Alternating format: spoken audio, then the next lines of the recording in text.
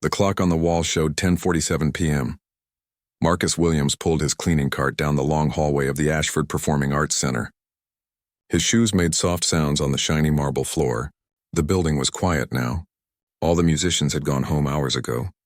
Only Marcus remained, along with Tom, the security guard who sat by the front desk. Marcus had been working here for 3 years. Every night was the same. He came in at 10 o'clock. He cleaned the bathrooms first, then the offices, then the rehearsal rooms, and finally the big concert hall. By 6 in the morning he would be done. Then he would go home, sleep for a few hours, and wake up to take care of his daughter Sarah before her nurse arrived. This was his life now. It was not the life he had dreamed about when he was young, but it was a good life. It paid the bills. It kept food on the table. It helped pay for Sarah's medical care. That was all that mattered. Marcus pushed his cart past the photos on the wall.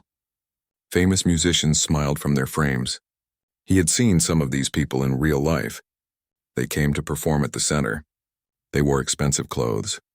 They talked about cities Marcus had never visited: Paris, Vienna, Tokyo. They lived in a different world. He stopped his cart outside the concert hall. The big wooden doors were heavy, but Marcus knew how to open them quietly. He slipped inside and turned on just a few lights. He never turned on all the lights.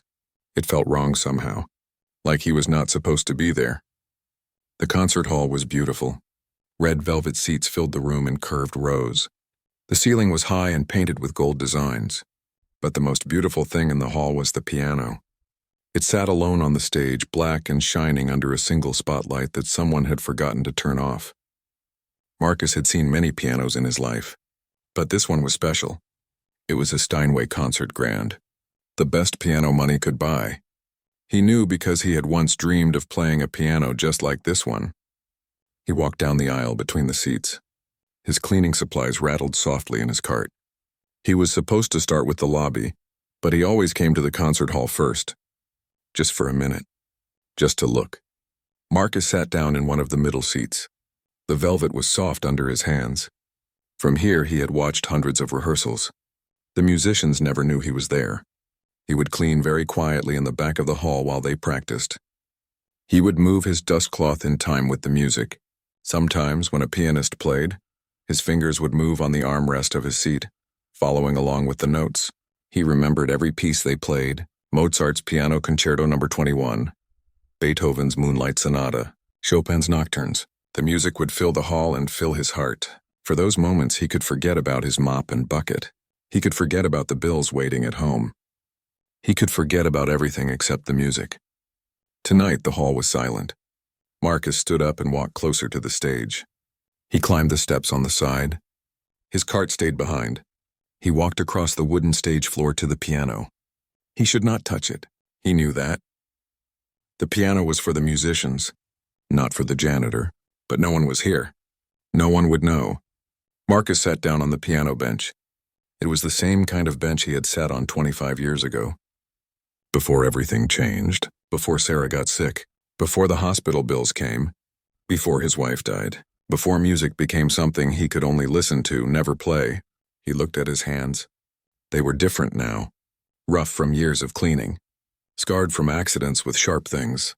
These were not the hands of a pianist anymore. But once they had been. Marcus remembered his teacher, Mr. Peterson, telling him he had a gift. He remembered winning the scholarship to Juilliard. He remembered his mother crying happy tears. He remembered believing that music would be his whole life. He had been wrong about that. His fingers touched the piano keys. They were cool and smooth. He pressed one key very softly. The note sang out in the empty hall. Middle C. The same note he had learned first when he was 7 years old. Marcus pulled his hand back. He should not do this. He should go back to his work. Clean the bathrooms. Mop the floors. Do his job. But the piano waited, and the hall was empty, and his heart was full of music that had nowhere to go. He let his fingers rest on the keys again. This time he did not press just one note.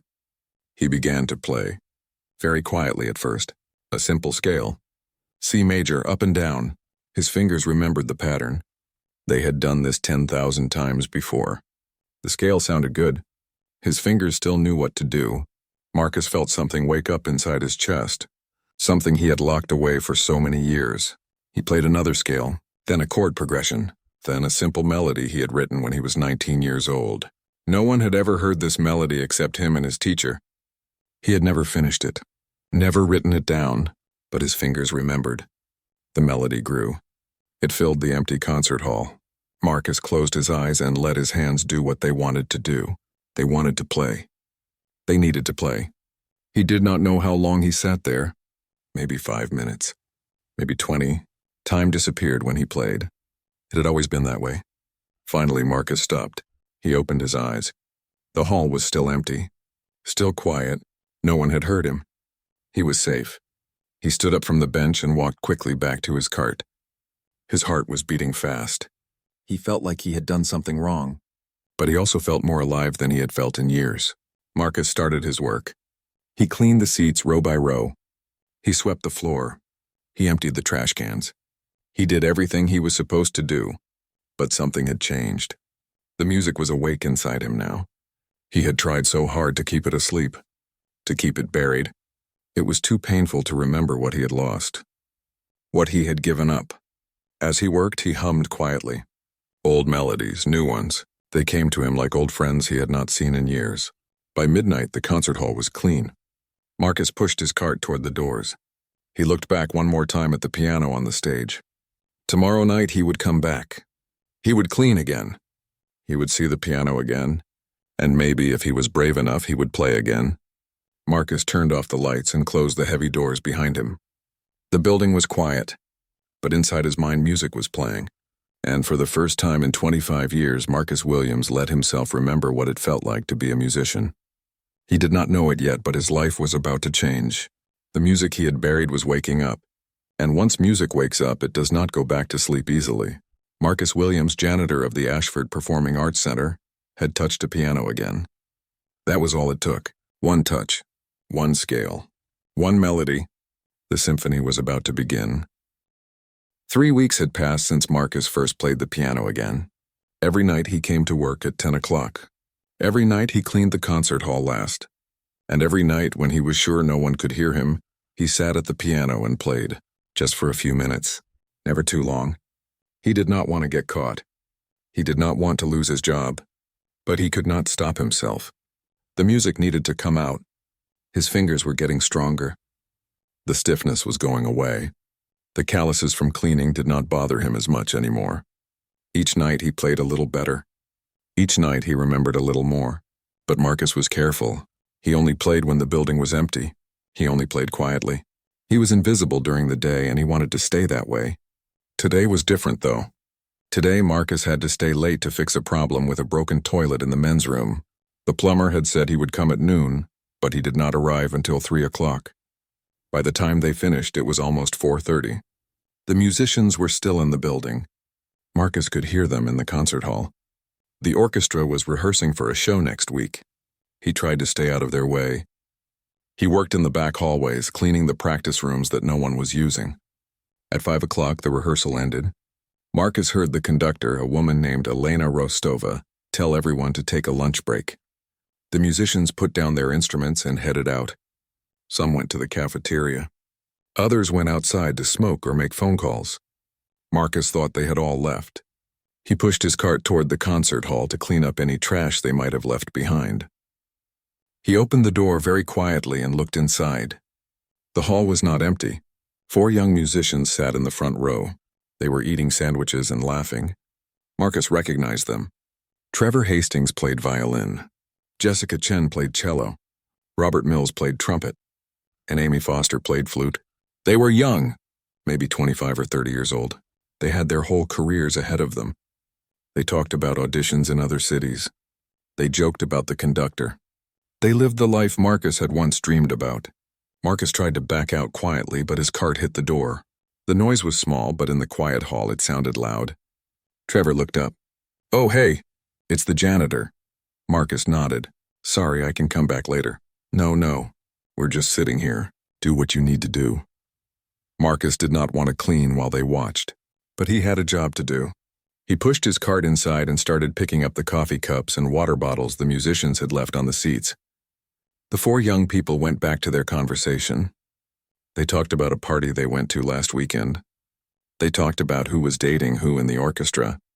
They did not pay attention to Marcus. To them, he was just part of the furniture, just part of the building. Marcus was used to this. People rarely noticed janitors. He was okay with that. Being invisible was easier. He was picking up trash near the stage when Trevor called out to him. "Hey, janitor!" Marcus turned around. "Yes?" Trevor was smiling, but it was not a kind smile. "You work here every day, right? You see us practice all the time?" "Sometimes," Marcus said carefully. "When I'm cleaning." "Do you like music?" Jessica asked. She seemed nicer than Trevor. "Yes," Marcus said. "I like it very much." "What kind of music?" Robert asked. "Classical music mostly. Piano music." Trevor laughed. "Piano music. Hey, you ever play the piano?" Marcus hesitated. He should say no. He should just shake his head and go back to his work. But something in Trevor's mocking tone made him angry. Not loud angry, just a small quiet anger in his chest. "A little," Marcus said. "Long time ago." "A little?" Trevor stood up. He walked toward the stage. The other three followed him. "Come on, janitor. Show us what you got. Play the piano for us." It was a dare. A joke. Trevor was making fun of him. Marcus could see it in his eyes. Trevor thought the janitor would be too scared. Or too embarrassed. Or maybe Trevor thought Marcus would play badly and they could all laugh at him. Marcus should walk away. He should ignore them. He should be smart. But he had been invisible for 3 years. He had been silent for 25 years. And the music inside him was awake now. It wanted to be heard. "Okay," Marcus said quietly. Trevor's smile got bigger. "Okay, really? This I got to see." He turned to his friends. "Hey, the janitor is going to play for us." Amy looked uncomfortable. "Trevor, maybe we shouldn't. Come on, it'll be funny." "Right, janitor?" "You don't mind, do you?" Marcus put down the trash bag he was holding. He walked to the stage. His heart was beating hard in his chest. His hands felt cold, but his feet kept moving forward. The 4 musicians followed him. They sat in the front row watching, waiting. Trevor was still smiling, his mean smile. Marcus stood next to the piano. The same piano he had been playing in secret for 3 weeks. The same piano he had been dreaming about for 25 years. He sat down on the bench. He looked at the keys. They looked back at him like old friends. "Well," Trevor said. "We're waiting." Marcus took a deep breath. His hands were shaking. He put them on his lap for a moment, trying to calm down. This was stupid. He should not do this. These people did not care about him. They just wanted to laugh. But then Marcus thought about all the nights he had played alone in the dark. All the music he had kept locked inside. All the years he had spent being invisible. Maybe it was time to be seen. Marcus put his hands on the keys. He closed his eyes. And he began to play. He chose Chopin's Nocturne in E-flat major. It was one of his favorite pieces. He had played it at his Juilliard audition 25 years ago. His fingers still remembered every note. The first notes were soft and gentle, like a whisper, like a secret being told. Marcus's hands moved across the keys. All the pain and sadness and loneliness of the past 25 years flowed out through his fingers. All the love he had for his daughter, all the grief he still felt for his wife, all the dreams he had buried, everything came out in the music. He did not think about the notes. He did not think about the technique. He just felt, and his hands knew what to do. The music filled the concert hall. It touched every corner. It climbed to the painted ceiling. It settled into the red velvet seats. It wrapped around the 4 musicians sitting in the front row. Marcus did not see Trevor's smile disappear. He did not see Jessica's mouth open in surprise. He did not see Robert lean forward in his seat. He did not see Amy's eyes fill with tears. He only saw the music in his mind. He only felt the piano under his hands. He was not a janitor anymore. He was not a tired man with bills to pay and a daughter to take care of. He was a musician. He was what he had always been deep down inside. The Nocturne was not a long piece, maybe 5 minutes, but to Marcus it felt like both a second and a lifetime. Every note was perfect. Every phrase was exactly right. His hands had not forgotten anything. When he played the final note, he held it, let it ring out in the hall, let it fade slowly into silence. Then Marcus opened his eyes. The 4 musicians were staring at him. Trevor's face had changed completely. The mocking smile was gone. His mouth was hanging open. Jessica had tears running down her cheeks. Robert was gripping the armrests of his seat. Amy was holding her hand over her heart. The silence in the hall was heavy. No one spoke. No one moved. Then a sound came from the back of the concert hall. Footsteps, fast footsteps. Marcus turned and saw Elena Rostova, the conductor, walking quickly down the aisle. Her face was pale. Her eyes were wide. "Who?" she started to say, then stopped. She looked at Marcus sitting at the piano. She looked at the cleaning cart still standing by the door. She looked confused. "Who was playing just now?" Trevor found his voice first. "Him, the janitor." Elena stared at Marcus. "You played that?" Marcus stood up from the bench. Suddenly he felt embarrassed. What had he done? These were professional musicians. He was just the janitor. He should not have played. He should not have shown off. "I'm sorry," Marcus said. "I should get back to work." "Wait." Elena walked closer. She climbed up onto the stage. She looked at Marcus like she was seeing him for the first time. "Where did you learn to play like that?" Marcus did not want to answer. He did not want to talk about the past. It hurt too much. But Elena's eyes were kind. Not mocking like Trevor's had been. Just curious. Just surprised. "Juilliard," Marcus said quietly. "A long time ago." "Juilliard?" Jessica said from her seat. "The Juilliard school?" Marcus nodded. "When?" Elena asked. "I got a scholarship in 1998, but I only went for one semester." "Why did you leave?" Marcus looked down at his rough, scarred hands.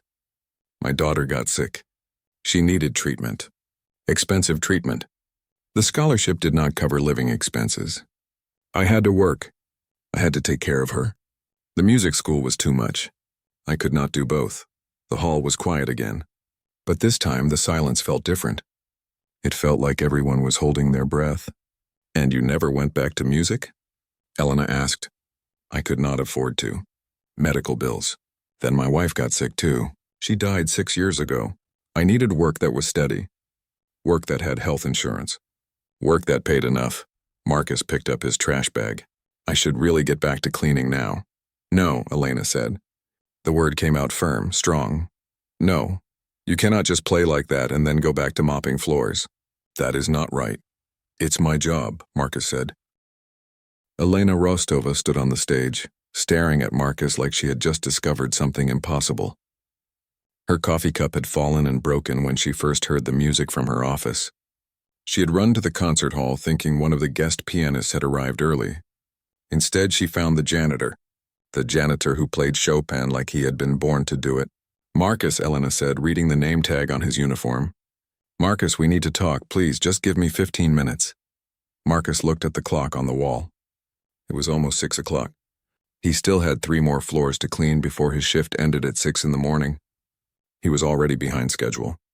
But something in Elena's voice made him stop. She was not making fun of him. She was not being cruel. She looked at him the way his old teacher, Mr. Peterson, used to look at him. Like he was important. Like he mattered. 15 minutes, Marcus said. "Thank you." Elena turned to the 4 young musicians who were still standing near the stage. "Trevor, Jessica, Robert, Amy, you can go. Take the rest of your lunch break. Rehearsal starts again at 6:30. They left slowly, looking back at Marcus as they walked out. Trevor stopped at the door. "Hey, Marcus," he called. "I really am sorry.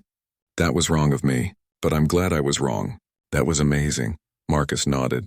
He did not know what to say to that. When the door closed behind them, Elena gestured to the front row of seats. "Please sit with me." Marcus followed her off the stage. They sat down in the red velvet seats. Elena turned to face him, her eyes full of questions. "Tell me everything," she said. "Start from the beginning," so Marcus told her. He had not talked about this in years. Not with anyone, but somehow with Elena listening carefully to every word, it felt okay to remember. He told her about growing up in a small apartment in Brooklyn.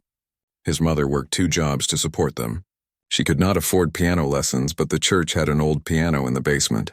The pastor let Marcus practice there every day after school. He taught himself at first. Then when he was 10, a music teacher from the local high school heard him playing. Her name was Mrs. Rodriguez. She gave him free lessons for 3 years.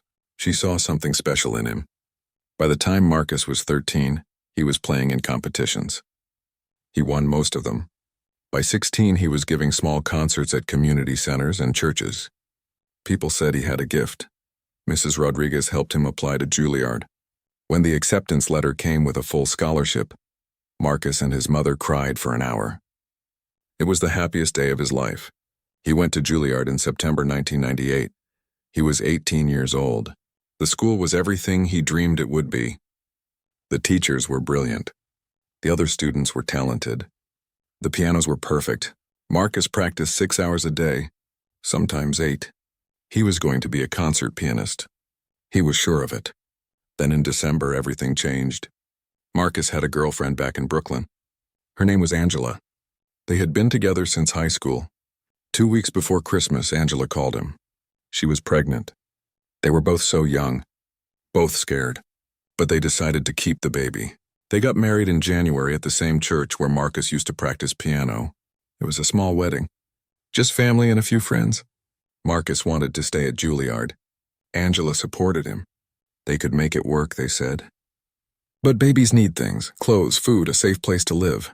The scholarship covered tuition, but nothing else. Marcus needed money. He got a job at a restaurant, washing dishes at night. He went to classes during the day and worked from 6 at night until 2 in the morning. Then he came home to help Angela with the baby. Sarah was born in August 1999. She was beautiful, perfect. Marcus loved her more than anything in the world, but he was so tired. He fell asleep in his classes. His practicing suffered. His grades dropped. His teachers told him he needed to focus, but how could he focus when his wife and baby needed him? Then when Sarah was 6 months old, she got sick, very sick. She had a rare blood disease. The doctors said she needed treatment, expensive treatment, the kind that insurance did not fully cover. Marcus had to make a choice: music school or his daughter, his dream or her life. It was not really a choice at all. He dropped out of Juilliard in March 2000. He was 19 years old. He got a full-time job at a factory that made furniture. The pay was better. The insurance was better. He worked overtime whenever he could. Sarah's treatment took 2 years. 2 years of hospitals and doctors and bills that never stopped coming.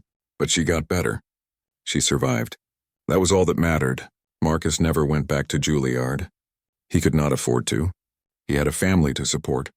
He worked at the furniture factory for 10 years. He told himself that music was just a dream, just something from his past. Then Angela got sick. Cancer. The same disease that had killed her mother. She fought for 2 years, but the cancer was too strong. She died in 2015. She was 34 years old. After Angela died, Marcus could not work at the factory anymore. Everything there reminded him of her. She used to pack his lunch every day. She used to call him during his breaks. The factory was full of her ghost. He found the job at the Ashford Performing Arts Center 3 years ago. It paid less than the factory, but it had good insurance for Sarah. She still needed regular checkups because of her childhood illness. The job was quiet, lonely, but that was what Marcus wanted. He did not want to think. He did not want to remember. But working at a place full of music made it hard to forget. Every day he heard pianos playing, violins singing, orchestras rehearsing. The music got inside him. It woke up the part of him he had tried to kill. 3 weeks ago, he touched a piano for the first time in 25 years. And everything came back. When Marcus finished his story, there were tears on his face. He wiped them away quickly, embarrassed. Elena was crying too. She did not try to hide it. "I am so sorry," she said, "for everything you lost, everything you gave up." "I did not give it up," Marcus said. "I traded it. For my daughter's life. That was worth it. It is still worth it." "Of course it is," Elena said. "But Marcus, you did not have to lose both. Music did not have to die just because you became a father. I had no choice." "You had no choice then," Elena agreed. "But you have choices now. Sarah is grown up, yes? She is okay? She is 23. She works at a library. She lives in my apartment. She still needs some medical care, but she is stable. Then you can play again." Marcus shook his head. "I am 52 years old. Too old to be a concert pianist. Too old to go back to school. Too old to start over." "You are not too old to be a musician," Elena said firmly. "Music does not have an age limit. And you did not lose your gift, Marcus. I heard you play. Your gift is still there. What am I supposed to do with it?" "I cannot quit my job." I need the insurance. I need the steady paycheck. Elena was quiet for a moment. She looked at the stage, at the piano. Then she looked back at Marcus. What if I told you there was a way to have both? To keep your job and play music? How? Let me think about it. Give me a few days. But Marcus, please. Promise me you will not give up. Promise me you will keep playing. Marcus thought about his empty apartment, his quiet nights, his daughter who worried about him being alone, his life that felt like it was just passing time until the end. I will keep playing, he said. Good. Elena stood up. Can I ask you one more question? Yes. Why did you play today? When Trevor challenged you, you could have said no. You could have walked away. Why did you say yes? Marcus thought about this. He did not have a good answer. It was stupid to say yes. It was risky. He could have lost his job if Elena had been angry instead of amazed. I was tired of being invisible, Marcus finally said. Just for 1 minute I wanted someone to see me. The real me, not just the janitor. Does that make sense? Perfect sense, Elena said. She held out her hand. Thank you for letting me see you, Marcus. The real you is magnificent. They shook hands. Then Elena left to prepare for the rest of rehearsal. Marcus went back to his cleaning cart. He pushed it out of the concert hall and down the hallway to the bathrooms. But something had changed. The world felt different. Lighter somehow. For 25 years, Marcus had carried his secret alone. The music inside him, the dreams he had buried, the person he used to be, it was a heavy weight. It made everything harder. But now someone else knew. Someone else had seen him play. Someone else understood. Marcus cleaned the bathrooms. He mopped the floors. He emptied the trash. He did all his normal work. But while he worked, he hummed. Old songs. New songs. Songs that had been trapped inside him for so long. At midnight, he took his break. He sat in the empty cafeteria with a cup of coffee and a sandwich from home. He thought about what Elena had said. About not giving up. About having choices. Could he really have both? A steady job in music? It seemed impossible. But 3 weeks ago, playing the piano again had seemed impossible too. And he had done it. Maybe there were more impossible things waiting to happen. Marcus finished his sandwich. He threw away his trash. He went back to work. But now every step felt different. Every moment felt full of possibility. He did not know what Elena was planning. He did not know if anything would change. But for the first time in 25 years, Marcus Williams had hope. And hope, he was starting to remember, was a powerful thing, almost as powerful as music. 2 days passed. Marcus did not see Elena again. He worked his normal shift. He cleaned the halls and offices and bathrooms. And every night, late at night when the building was empty, he played the piano. But now he played differently. He was not hiding anymore. Not really. He played louder. He played longer. He played pieces he had been afraid to try before. Rachmaninoff, Liszt, Beethoven's hardest sonatas. His hands were remembering everything. Every technique. Every skill. It was like the 25 years had not happened. Like he had been playing all along, just in his dreams. On the third day, Tom, the security guard, stopped Marcus as he was coming in for his shift. Hey, Marcus, Tom said. That lady conductor wants to see you. Elena something. She left a note for you. Tom handed Marcus a folded piece of paper. Marcus opened it. The handwriting was neat and careful. Marcus, please meet me at the diner on 5th Street tomorrow at 7 p.m. We need to talk about your future. Elena, tomorrow was Thursday. Marcus's day off. He usually spent his days off with Sarah. They would watch movies or go to the park or just sit together and talk. But Sarah was going to visit her friend in New Jersey this Thursday. She would be gone all day. Marcus could meet Elena, but he was nervous. What did she want to talk about? What future? He was a janitor. That was his future. Cleaning floors until he was too old to work anymore. But curiosity was stronger than fear. Marcus wrote back on the same piece of paper. Okay, I will be there. He gave the note to Tom to give back to Elena. Thursday came. Marcus woke up at 2 in the afternoon. That was normal for him since he worked nights. He took a shower. He put on his best clothes, a pair of dark blue pants and a button-up shirt that Angela had bought him years ago. He almost never wore it. There was no reason to look nice when you cleaned toilets for a living. He took the bus to 5th Street. The diner was called Pete's Place. It was old and small, with cracked red leather booths and a counter with spinning stools. Marcus had never been inside before. Elena was already there, sitting in a booth by the window. She waved when she saw him. Marcus slid into the seat across from her. A waitress came over and poured him coffee without asking. He ordered a burger. Elena ordered a salad. When the waitress left, Elena folded her hands on the table and looked at Marcus seriously. "Thank you for coming," she said. "You said you wanted to talk about my future." "I do. But first I want to tell you a story. Is that okay?" Marcus nodded. Elena took a sip of her coffee. "I came to America from Russia when I was 28 years old. I was already a conductor in Moscow, but I wanted to work in America. I thought it would be easy. I was wrong." She smiled, but it was a sad smile. "No one wanted to hire me. I was too young," they said. "I was a woman. I had an accent. I spent 3 years working as a waitress, just like the woman who took our order. I conducted small concerts for free, just hoping someone would notice me." "What happened?" Marcus asked. "I got lucky. A conductor got sick right before a big concert. They needed someone fast, someone who knew the program. I knew it. I had been studying it for months, hoping for a chance. They let me conduct just once, just that one night." Elena's eyes got bright, remembering. "It went well, very well. People talked about it. I got more chances, more concerts. Within 2 years, I was conducting full-time. 5 years after that, I became the music director here at Ashford." "That is a good story," Marcus said. "It is, but here is the important part. If that conductor had not gotten sick, I might still be a waitress. My whole career happened because someone gave me one chance. Just one." The waitress brought their food. Marcus picked up his burger but did not eat it yet. "I want to give you a chance," Elena said. "One chance. Just like someone gave me. A chance to do what? To play again. To be a musician again." Marcus shook his head. "I told you. I cannot quit my job. I need the money. I need the insurance." "I am not asking you to quit," Elena said. "I am asking you to practice. After your shift. Before you go home. The concert hall is empty from 6 in the morning until noon. You could practice there. Every day. Practice for what?" Elena leaned forward. Her eyes were intense, excited. "I want you to perform. A real concert. On the stage.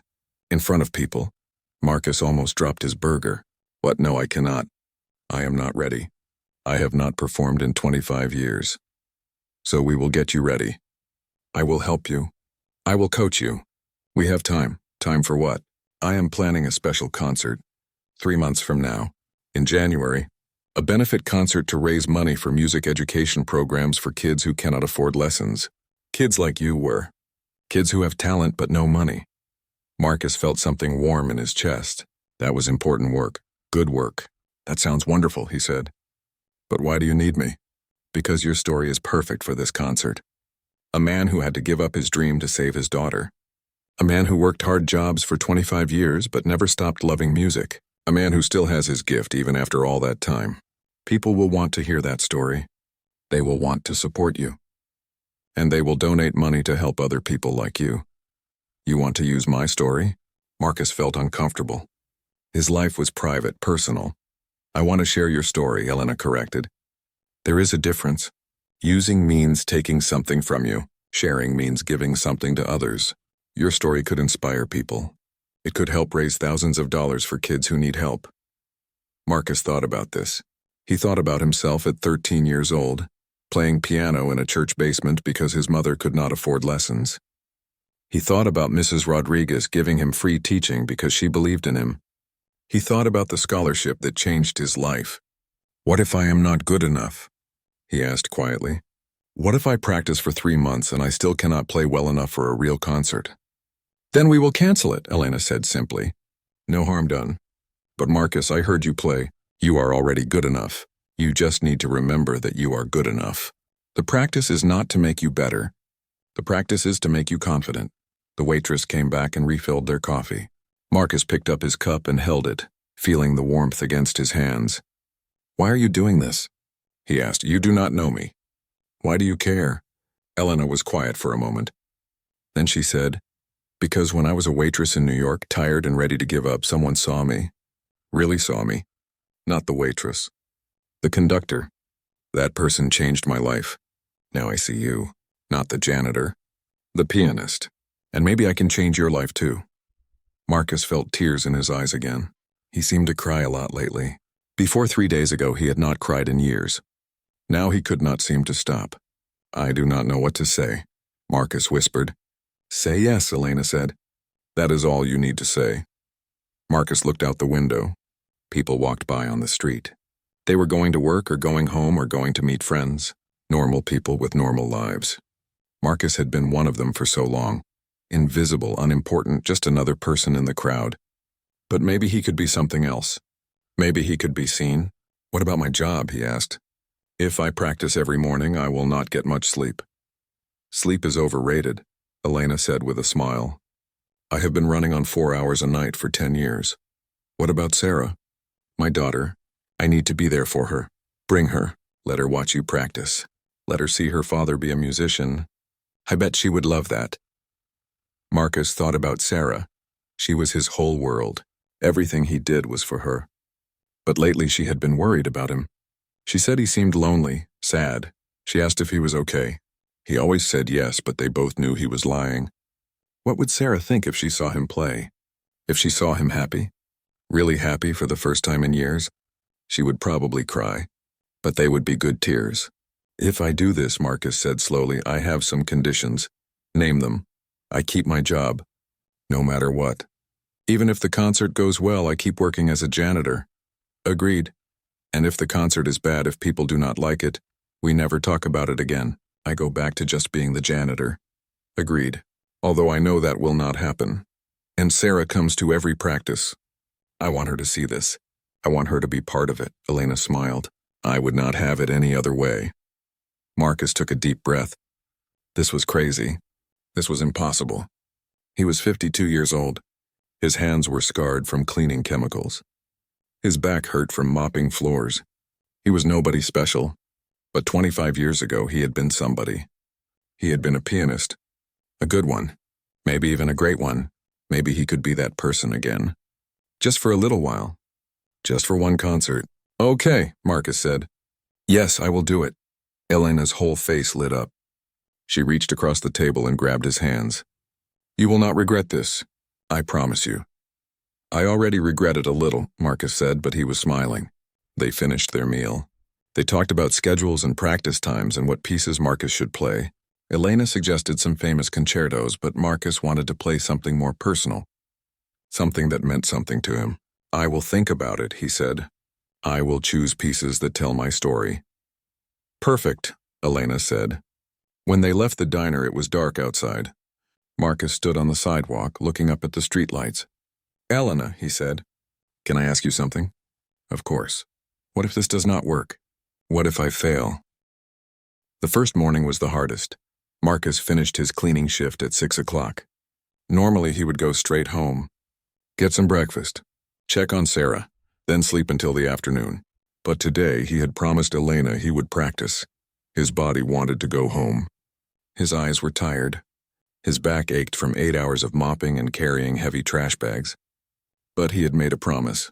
Marcus put away his cleaning cart.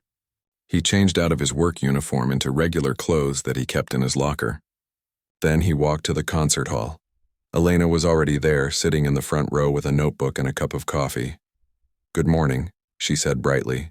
Ready to begin? Marcus wanted to say no. He wanted to say he had changed his mind. But he just nodded. Good. Sit at the piano. Play something. Anything. I just want to hear where you are right now. Marcus sat down at the piano bench. His hands felt heavy. He played a simple scale, then a more complicated one.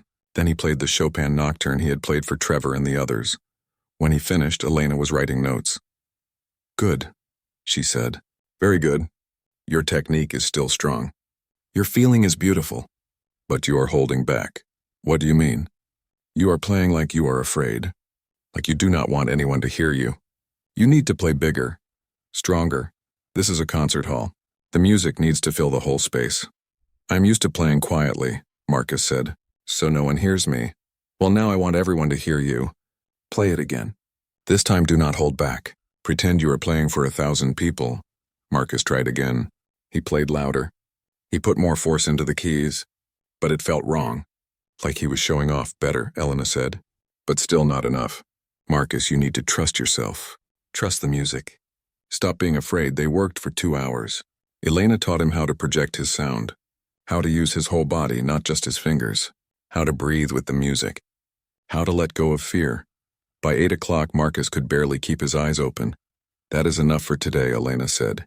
Go home, sleep, come back tomorrow. Marcus nodded. He stood up from the bench. His whole body hurt, but it was a good hurt. The kind that meant he had worked hard. He went home and slept until 3 in the afternoon. When he woke up, Sarah was sitting at the kitchen table doing work on her laptop. Dad, you got home late this morning, she said. Is everything okay at work? Marcus poured himself coffee. He sat down across from her. Sarah, I need to tell you something. She looked worried. Are you sick? Did you lose your job? No, nothing like that. I am doing something new. Something I have not done in a very long time. He told her about playing the piano, about Trevor's dare, about Elena's offer, about the concert in 3 months. Sarah stared at him. Her mouth was open. You can play piano? She finally said. Like, really play? I used to. Before you were born, I went to music school. I did not know that. Sarah looked hurt. Why did you never tell me? Marcus took her hand. Because it hurt too much to talk about. I gave up music to take care of you when you were sick. I do not regret that. I would do it again 1,000 times. But it was hard to remember what I lost. I am so sorry, Dad. Sarah had tears in her eyes. Do not be sorry. You are the best thing that ever happened to me. You and your mom. Music was just music. You are my daughter. You are more important than any piano. Can I hear you play? Sarah asked. Please? Elena wants you to come to practice tomorrow. If you want to, you can see me practice for the concert. Yes, Sarah said immediately. Yes, I want to see. The next morning, Sarah came to the Performing Arts Center with Marcus. He introduced her to Elena. Then he sat at the piano and played for his daughter. He chose a piece he had written for Angela when they were dating. A simple love song. He had never played it for anyone except her. But now he played it for Sarah. When he finished, Sarah was crying. She ran up to the stage and hugged him. Dad, that was beautiful. I had no idea you could do that. Neither did I, Marcus said. Not anymore. Sarah came to every practice after that. She sat in the front row and watched her father become a musician again. Sometimes she did her work on her laptop. Sometimes she just listened. But she was always there. The practices got longer. 2 hours became 3, then 4. Marcus was sleeping less, working all night, practicing all morning, sleeping in the afternoon, then spending time with Sarah in the evening before going back to work. It was exhausting, but it was also wonderful. Other people started to notice. Trevor and the other musicians would come early sometimes to hear Marcus practice. They gave him advice. They cheered when he played something difficult. They became his friends. Tom, the security guard, started calling him the maestro instead of just Marcus. Even Marcus's boss, the facilities manager, heard about it. He was a grumpy man named Frank, who usually only talked to Marcus to complain about something. But one day he pulled Marcus aside. I heard you play piano, Frank said. Yes, sir, Marcus said nervously. He thought maybe he was in trouble. Good for you, Frank said. Then he walked away. That was it. Just good for you. But coming from Frank, it meant a lot. 6 weeks into practicing, Elena brought in a professional piano teacher to work with Marcus. Her name was Dr. Chen. She had taught at several famous music schools. Dr. Chen listened to Marcus play. Then she said, You have natural talent, but you have bad habits from teaching yourself for so long. We need to fix them.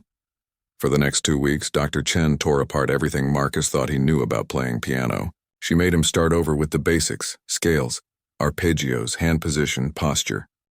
It was frustrating. Marcus felt like he was going backward instead of forward. Trust the process, Dr. Chen said. You want to be good or you want to be great? Great, Marcus said. Then do the work. He did the work. And slowly he started to improve. The bad habits disappeared. His playing became cleaner, stronger, more confident. 8 weeks in, Elena made Marcus choose the final pieces for the concert.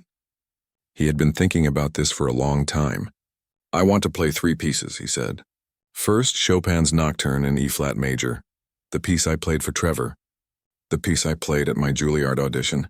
It is where everything started. Beautiful choice, Elena said. What else? Rachmaninoff's Piano Concerto No. 2, the third movement.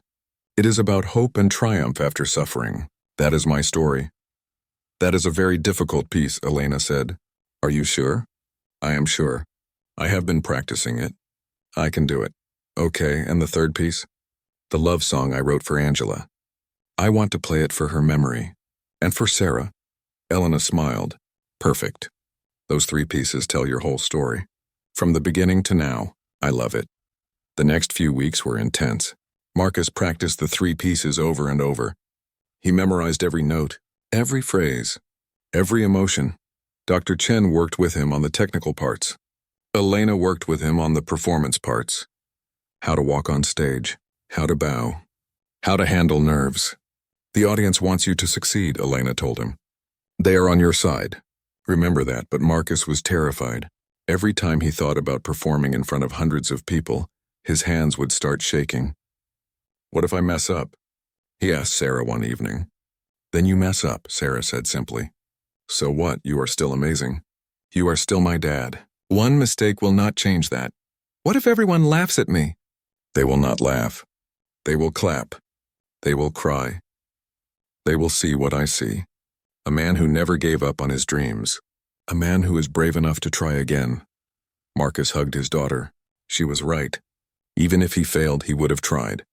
That was what mattered. 10 weeks in, Elena organized a small practice performance. Just the orchestra members and a few staff. About 30 people. Marcus was so nervous he almost threw up, but he walked on stage. He sat at the piano. He played his 3 pieces. When he finished, everyone stood up and clapped. Trevor whistled. Jessica was crying again. Dr. Chen nodded her approval.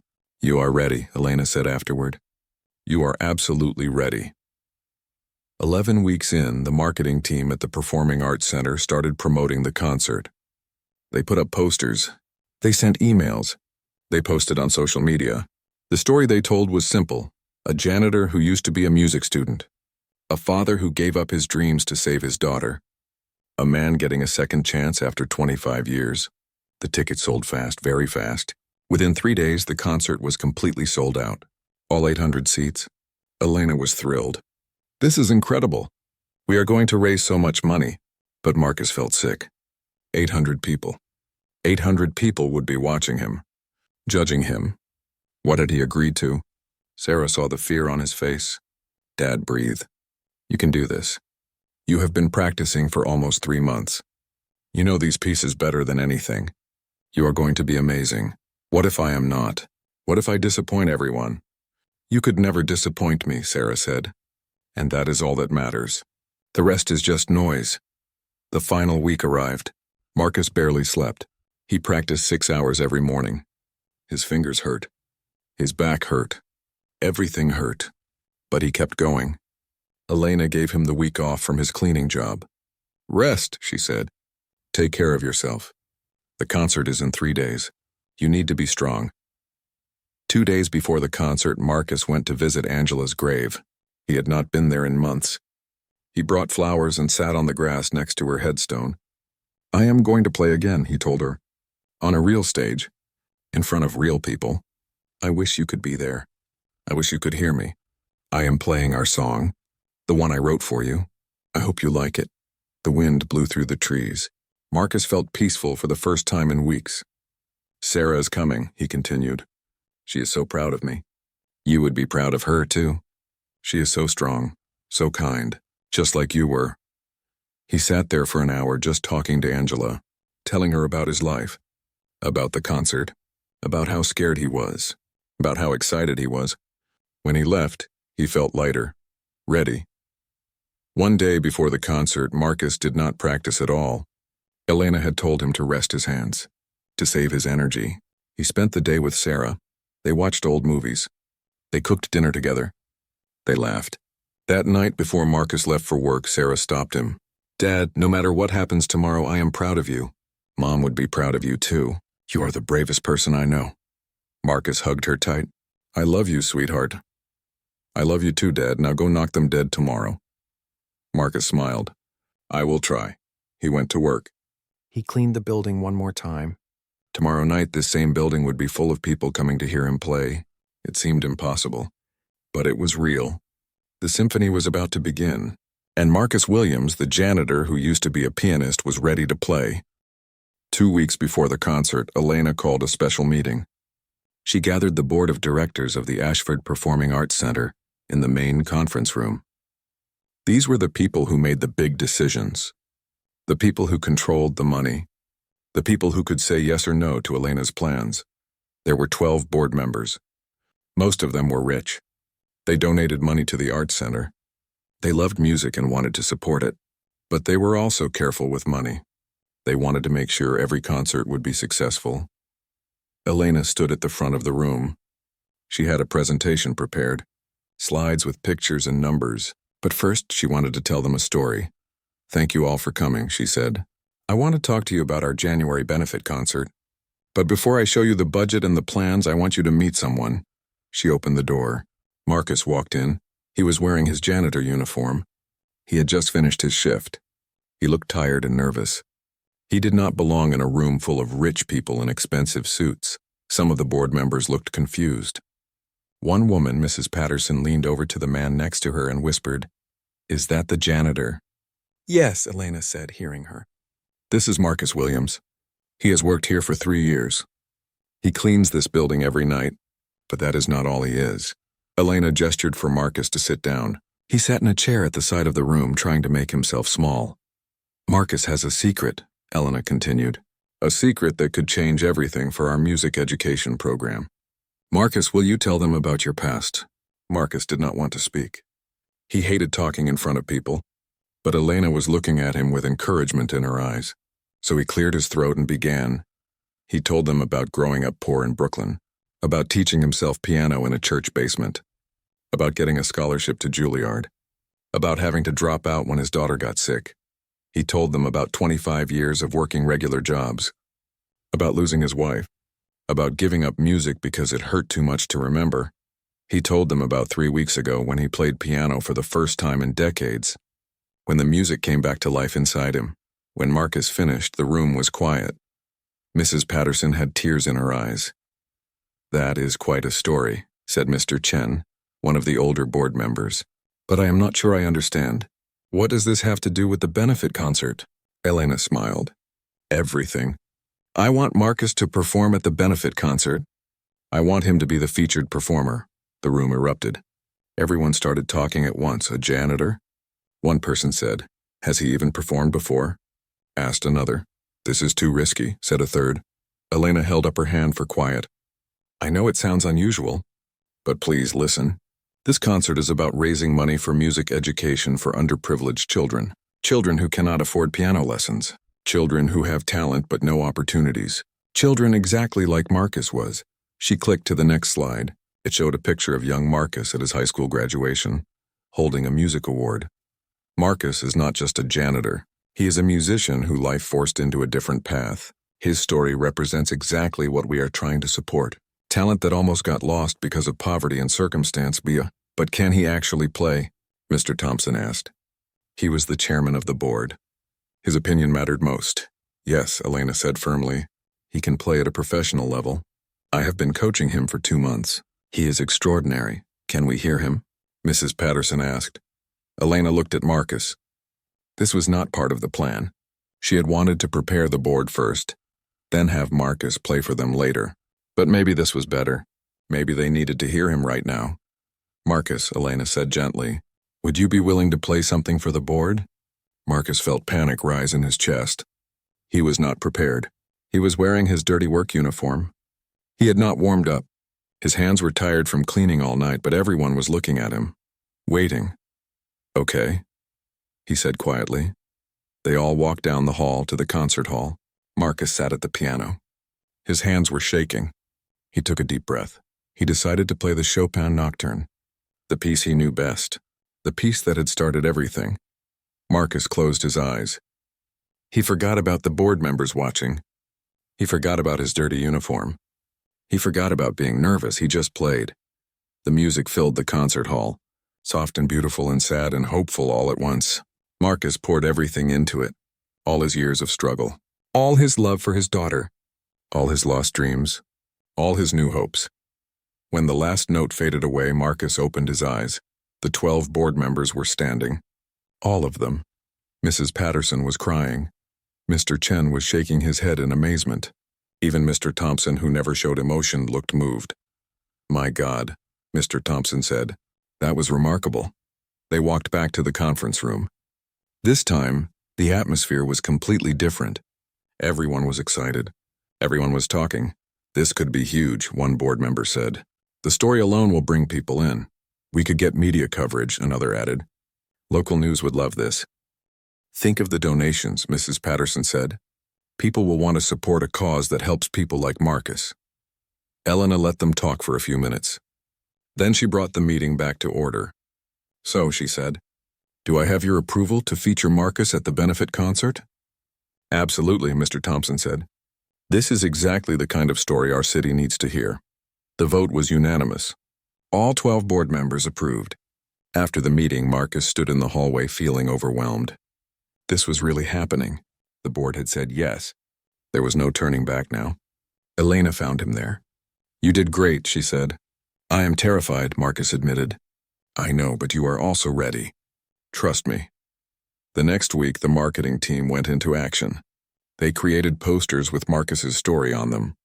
They wrote press releases and sent them to local newspapers and TV stations.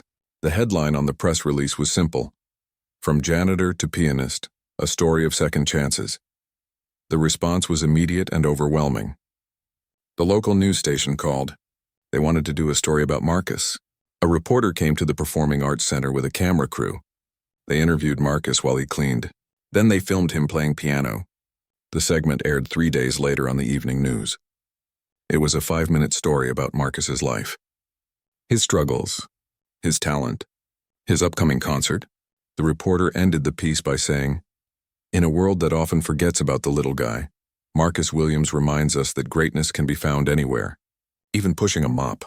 After the news story aired, ticket sales exploded. The concert had been on sale for a week and had sold about 200 tickets.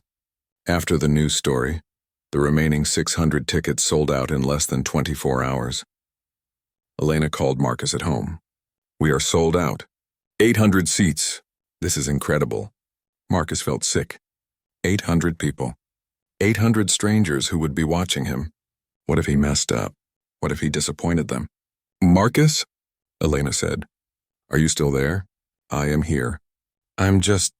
800 people is a lot of people. They are coming to support you, to celebrate you, not to judge you. I hope you are right. More news outlets picked up the story. A newspaper ran a full-page article about Marcus. A radio station interviewed him. A local blog wrote about him. Suddenly, Marcus was not invisible anymore. People recognized him on the street, at the grocery store, on the bus. "Are you the piano janitor?" A woman asked him in the checkout line. Marcus did not know what to say. Yes. I guess I am. I bought tickets to your concert. I cannot wait. Your story is so inspiring." This happened over and over. Strangers stopping him to tell him how much his story meant to them.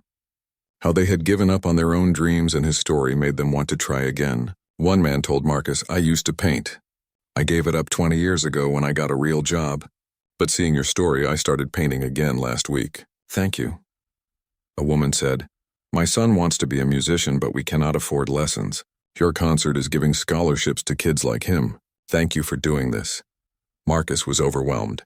He had not thought about any of this. He just wanted to play piano again. He did not realize his story would affect so many people. Sarah saw how stressed her father was getting. "Dad, you need to stop reading the news articles. Stop thinking about all those people. Just focus on the music. How can I not think about them? They are coming to see me. They expect something special. Then give them something special. Play the way you play for me. Play with your heart. That is all they want." 5 days before the concert, a representative from the mayor's office called Elena. The mayor wanted to attend the concert. He wanted to present Marcus with a special certificate of recognition from the city. Elena was thrilled. "This is amazing press. The mayor." But Marcus was even more nervous. Now the mayor would be watching too. 3 days before the concert, a talent agent called. She had seen the news stories. She wanted to talk to Marcus about representation, about maybe getting him other performance opportunities. Let's focus on getting through this concert first, Elena told her. Then we can talk. Marcus could not believe any of this was happening. 4 months ago he was invisible, just another janitor. Now he was on the news. In the newspapers. People knew his name. They knew his story. The day before the concert, the Performing Arts Center held a press conference. Elena, Marcus, and Mr. Thompson, the board chairman, sat at a table in front of reporters and cameras. Mr. Thompson spoke first. He talked about the mission of the benefit concert, about the music education program they were funding, about how they had already raised over $50,000 in donations, even before the concert happened. Then Elena spoke. She talked about Marcus's talent, about his journey, about how his story represented everything the program stood for. Finally, a reporter asked Marcus a question. How does it feel to go from janitor to performer? To have everyone suddenly know your name? Marcus thought carefully before answering. Honestly, it is scary. I am not used to people paying attention to me. For 3 years I was invisible. I cleaned when everyone else went home. No one knew my name. And now? The reporter asked. Now everyone knows my name. And I am grateful. But I am also just a regular person.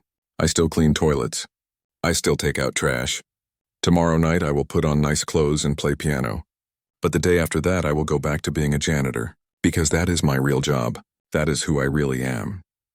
But you are also a musician, another reporter said. Marcus smiled.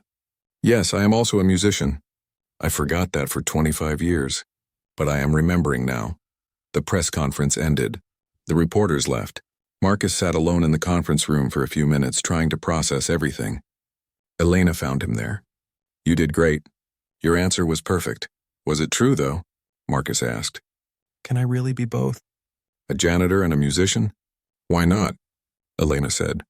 You have been both all along. You just did not know it. That night Marcus could not sleep. Tomorrow was the concert. Tomorrow everything would change. Or maybe nothing would change. Maybe he would play.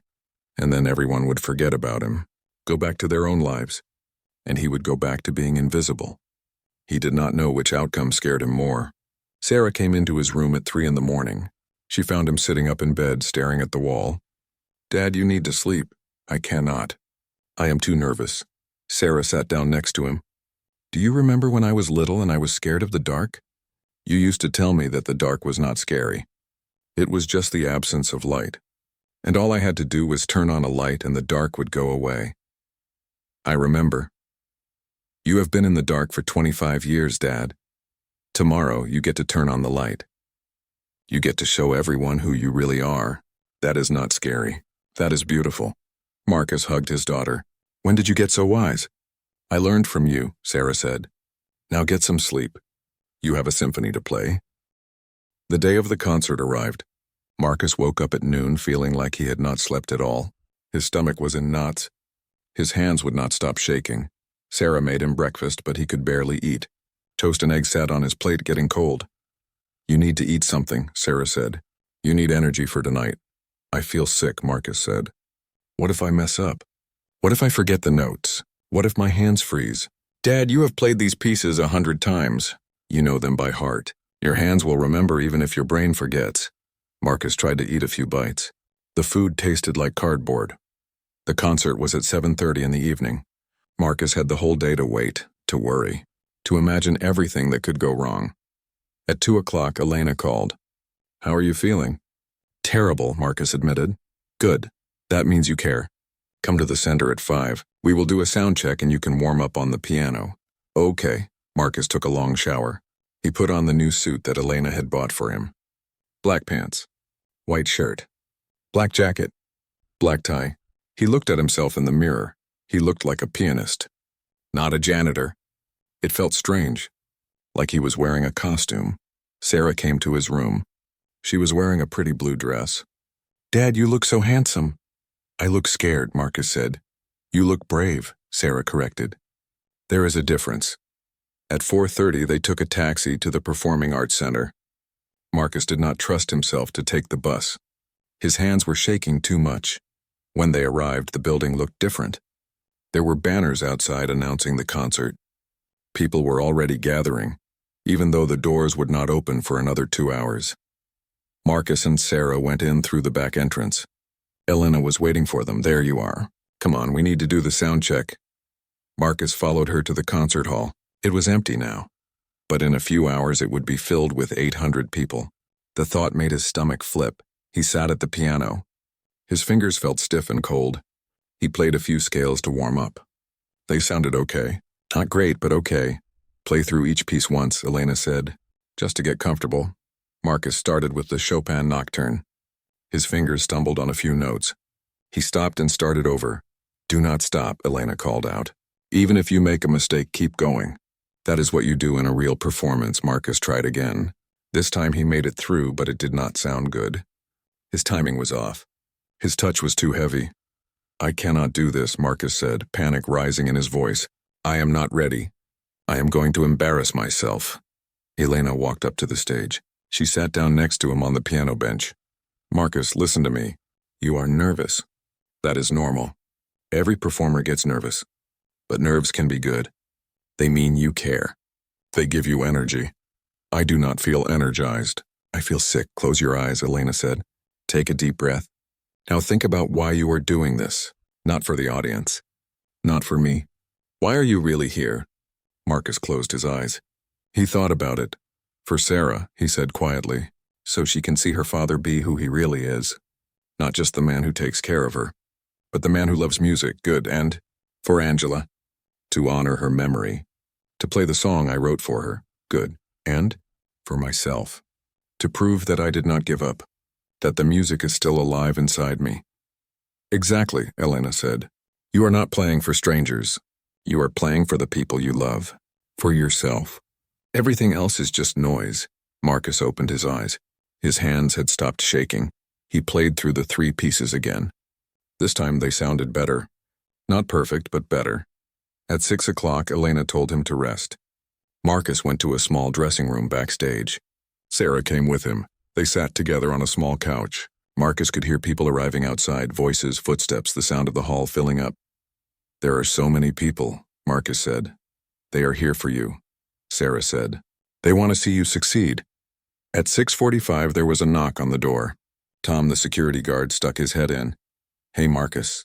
The guys wanted to see you before the show. The guys turned out to be Marcus's co-workers, the other janitors and maintenance workers from the building. 5 of them, all dressed in their best clothes. We pooled our money and bought tickets, one of them said. We are sitting in the back, but we are here. You did not have to do that, Marcus said, feeling tears in his eyes. Are you kidding? We have been cleaning up after fancy musicians for years. Now one of us is the fancy musician. We would not miss it. They all shook his hand and wished him luck. Then they left to find their seats. At 7 o'clock, Trevor, Jessica, Robert, and Amy came to the dressing room. The 4 young musicians who had first heard Marcus play. We just wanted to say good luck, Jessica said. You are going to be amazing. Thank you for believing in me, Marcus said. Even when I did not believe in myself. At 7:15, Elena came to get him. It is time. The hall is full. The mayor is here. Everyone is waiting. Marcus stood up. His legs felt weak. Sarah hugged him tight.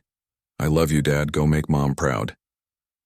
Marcus walked with Elena through the backstage area. He could hear the audience talking and laughing on the other side of the curtain. So many voices. Elena stopped him before he went on stage. Remember, you are not playing for them. You are playing for love. For Sarah, for Angela, for yourself. The rest does not matter, Marcus nodded. He could not speak. His throat was too tight. The lights in the hall dimmed. The audience grew quiet. Elena walked out on stage. The spotlight hit her. There was applause. Good evening, everyone, Elena said into the microphone. Thank you all for coming to our benefit concert for music education. Tonight is very special. Tonight you are going to hear a story about dreams and sacrifice, about love and second chances, about the power of music to survive even the hardest times.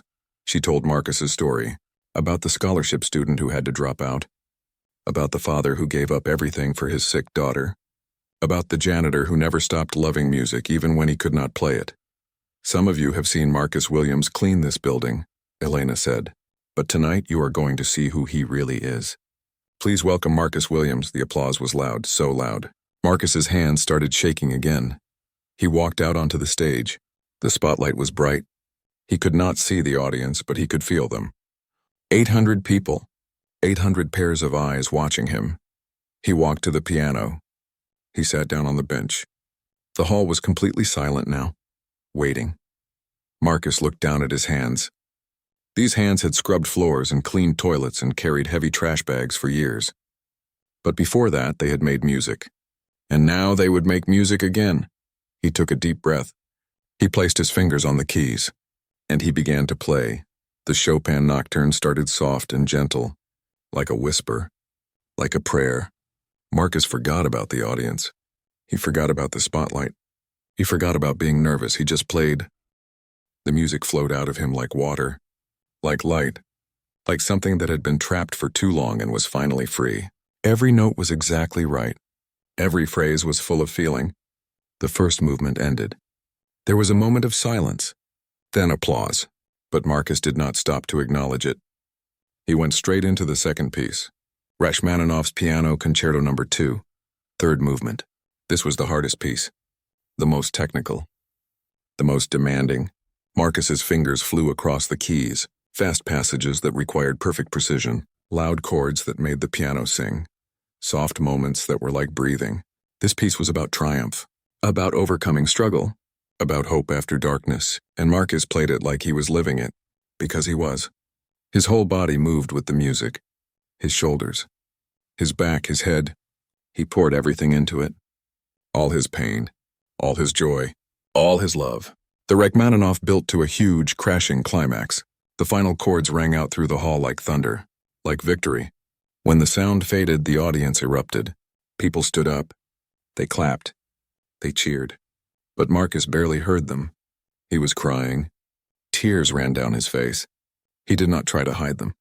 He waited for the applause to quiet down. Then he spoke into the microphone that stood next to the piano. "Thank you," he said. His voice shook. "This last piece is very personal. I wrote it when I was 19 years old for my wife Angela. We were just kids. We did not know what life would bring, but we knew we loved each other. She died 6 years ago. I have not played this song since she passed. But tonight I want to play it for her. And for our daughter Sarah, who is here tonight." He found Sarah in the front row. She was crying too. He smiled at her. Then Marcus played the love song. It was simple. Just a melody and some gentle chords, not technically difficult like the Rachmaninoff, but it was the most beautiful thing he had ever written. It was about young love, about hope, about believing in forever even when you do not know what forever means. As Marcus played, he remembered Angela, her smile, her laugh, the way she believed in him even when he stopped believing in himself, the way she held Sarah when she was sick, the way she fought so hard to stay alive. The song was only 3 minutes long, but in those 3 minutes, Marcus said everything he had never been able to say out loud. "I love you. I miss you. Thank you.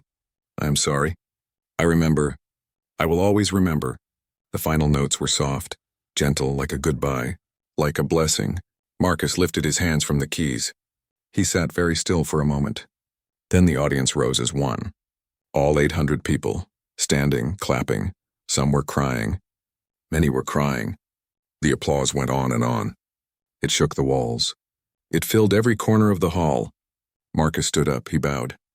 The applause got louder. Elena came on stage. She was crying too. She hugged Marcus. The mayor came on stage. He presented Marcus with a certificate from the city. He shook Marcus's hand and said something, but Marcus could not hear it over the applause. Sarah ran up on stage. She threw her arms around her father. They held each other and cried together. The standing ovation lasted for 5 minutes. 5 full minutes.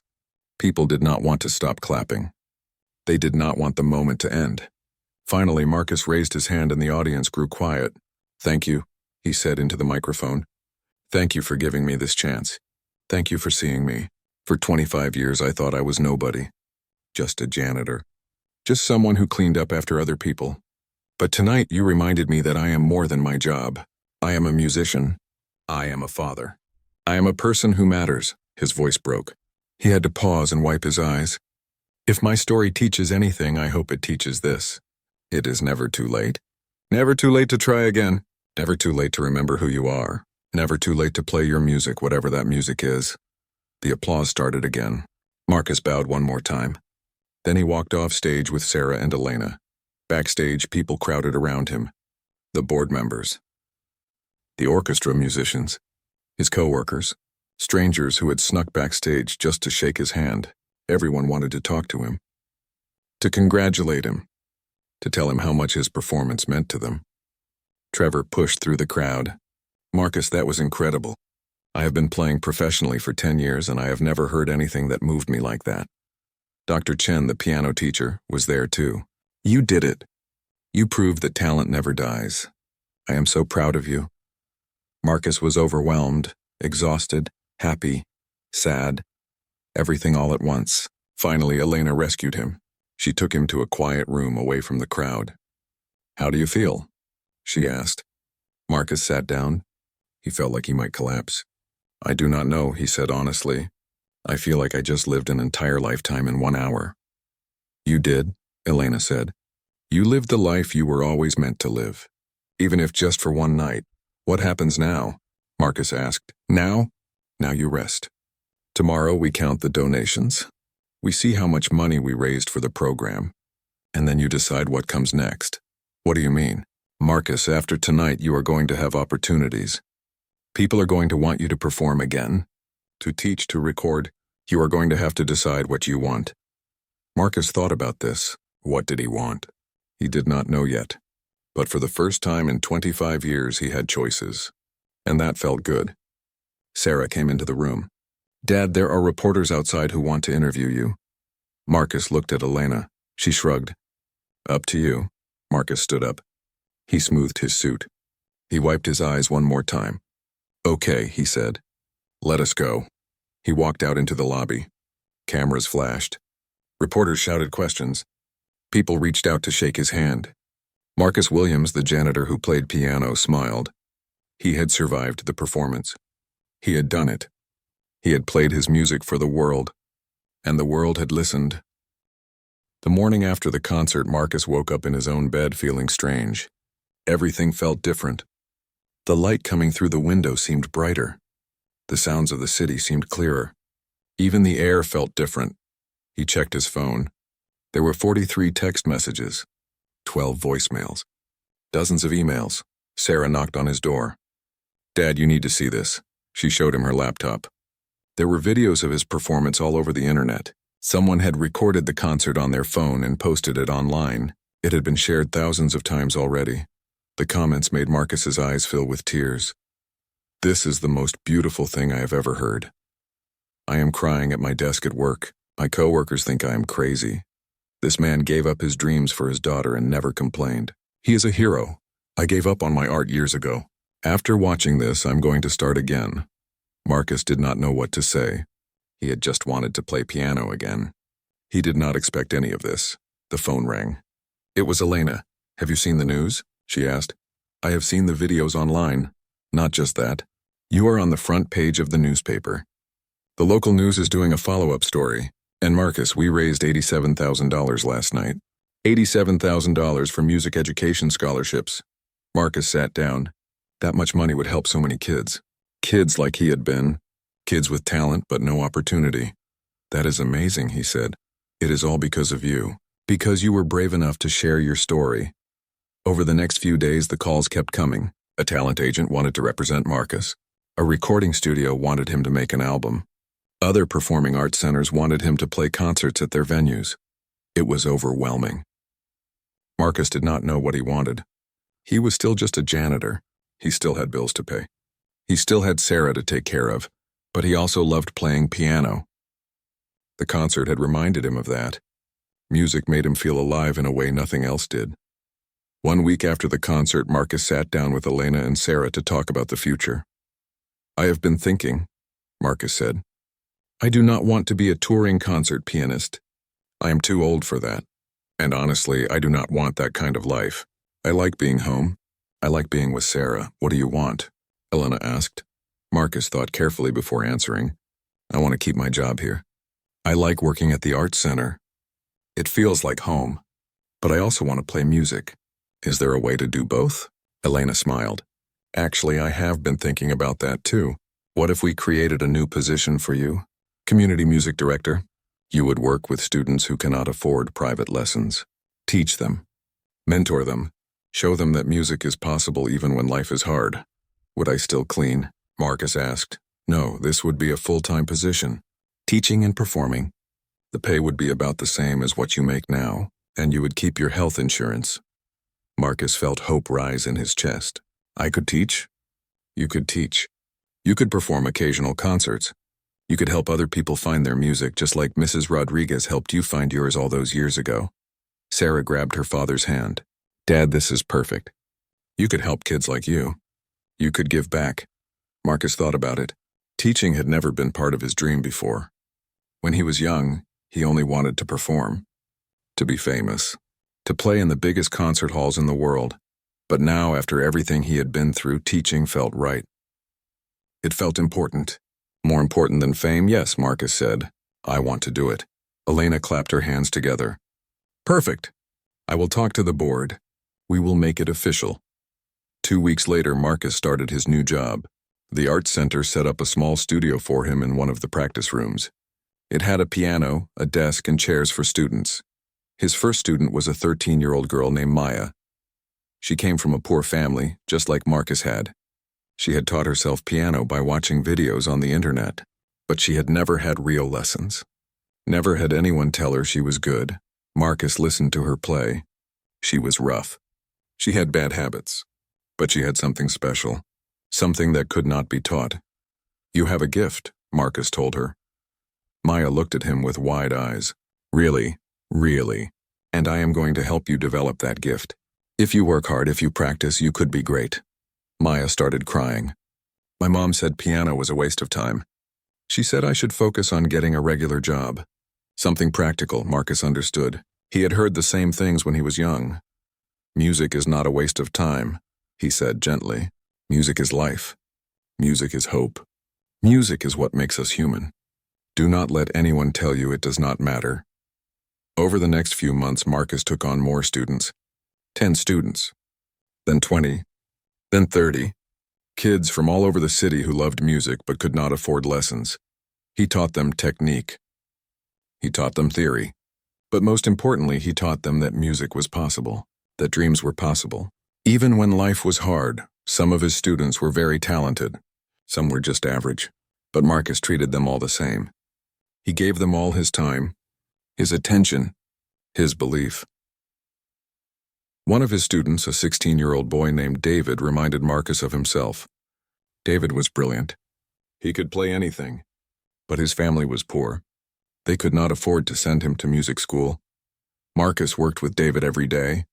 He pushed him. He encouraged him. He helped him apply for scholarships.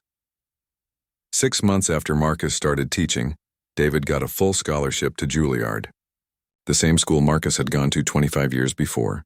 When David told him the news, Marcus hugged him tight. You are going to be amazing, Marcus said. Do not waste this chance. And remember, if life gets hard, if you have to make difficult choices, do not give up on music. Find a way to keep it alive. I will, David promised. Because of you, I know it is possible. Marcus also performed occasionally. Small concerts at the Arts Center. Sometimes at schools. Sometimes at community events. He never charged money. He just played because he loved it. Every concert, he dedicated his love song to Angela, and every time he played it, he felt her with him, watching, smiling, proud. Sarah came to every performance. She sat in the front row and cried every time. After the concerts, she would hug her father and tell him how proud she was. Mom would be so happy, Sarah always said. You found your way back. 1 year after his first concert, the Arts Center held another benefit. This time, 5 of Marcus's students performed alongside him.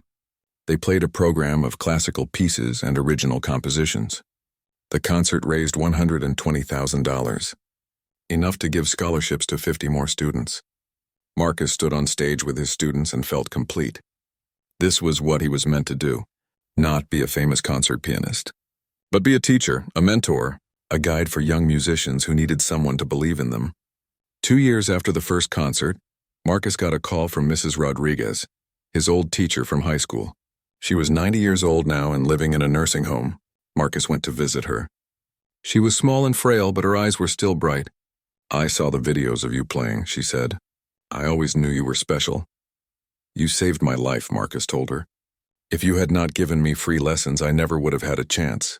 "You saved your own life," Mrs. Rodriguez said. "I just showed you the door. You were the one who walked through it. And now you are doing the same thing for other kids. That makes me so proud." Marcus held her hand. "Thank you for seeing me, for believing in me. Thank you for remembering," she said, "for keeping the music alive." Mrs. Rodriguez died 3 months later. Marcus played at her funeral. He played a piece she had taught him when he was 12 years old, a simple Chopin prelude. He played it perfectly with all the love he had for the woman who changed his life. 3 years after the first concert, Marcus was invited to speak at Juilliard. The school wanted him to talk to students about perseverance, about not giving up even when life gets hard. Marcus stood in the same auditorium where he had attended classes 28 years before. He looked at the young, hopeful faces in the audience. They reminded him of himself at that age, full of dreams, full of possibility. "I want to tell you a story," Marcus began. "A story about a boy who had a dream, who got a chance, and who had to give it up." He told them everything. About dropping out, about his daughter's illness, about 25 years of working jobs that had nothing to do with music, about the pain of giving up his dream. But then he told them about playing again, about the concert, about teaching, about finding a different kind of dream. "I thought my story ended when I left this school," Marcus said. "I thought I had failed, but I was wrong. My story did not end. It just changed direction, and now I have something I never would have had if I had stayed here and become a famous pianist. I have students. I have kids whose lives I am changing the same way my teachers changed my life. That is worth more than any concert in Carnegie Hall." The students gave him a standing ovation. Afterward, several of them came up to talk to him. They told him their own stories of struggle, of doubt, of wondering if they were good enough. Marcus listened to each one, and he told them the same thing. "You are good enough. You are more than good enough. Do not let anyone, including yourself, tell you otherwise. Keep playing. Keep believing. And if life forces you to take a different path, do not give up. Find a way to keep the music alive. Because music is not just what you do, it is who you are." 5 years after the first concert, Marcus sat in his small studio at the Art Center. He had just finished teaching his last class of the day. His students had gone home to practice. Sarah came in. She was 28 now. She had a good job at the library. She had her own apartment. But she still visited her father every day. "How was class?" she asked. "Good. Maya is auditioning for the youth orchestra next week. I think she will get in." "That is because she has a great teacher." Marcus smiled.